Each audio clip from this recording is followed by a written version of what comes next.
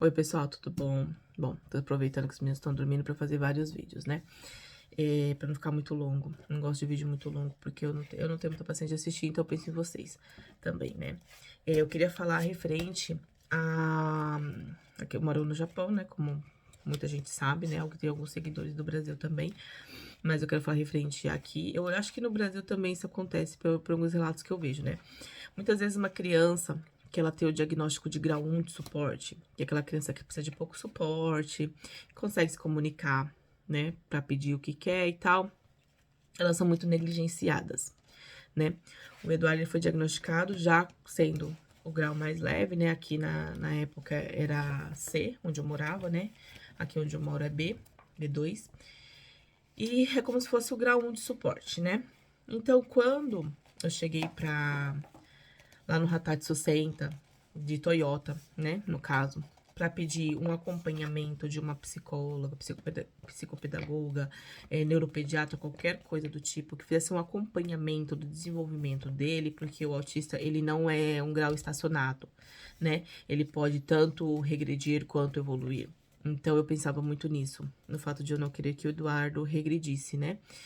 E depois de fazer algumas perguntas pra mim, ela virou pra mim e falou assim pra mim que o Eduardo ele não tinha necessidade de passar por um neuropediatra, de ter um acompanhamento, porque o grau dele era leve, né? O antigo leve, né? Hoje é grau 1 de suporte que se fala, né?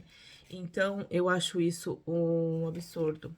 Porque por que você vai esperar uma criança passar por um grau 2 ou 3 para dar para ela o suporte que ela precisa? Né? Muitas vezes um grau 1 de suporte, ele não consegue expressar o que ele precisa.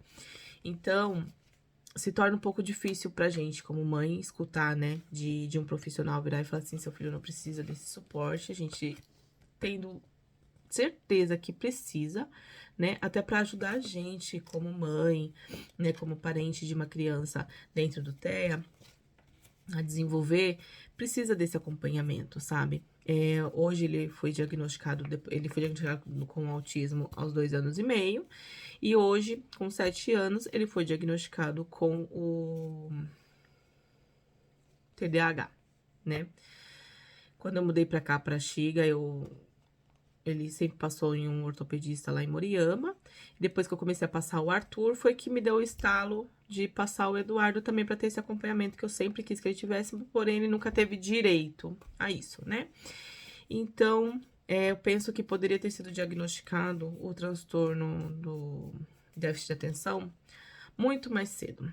Poderia se ter intervido, né? Intervido? Eu acho que é assim que fala, desculpa, se tiver errado. Poderia ter entrado, né, com medicação, com acompanhamento, com alguma coisa assim, muito mais cedo.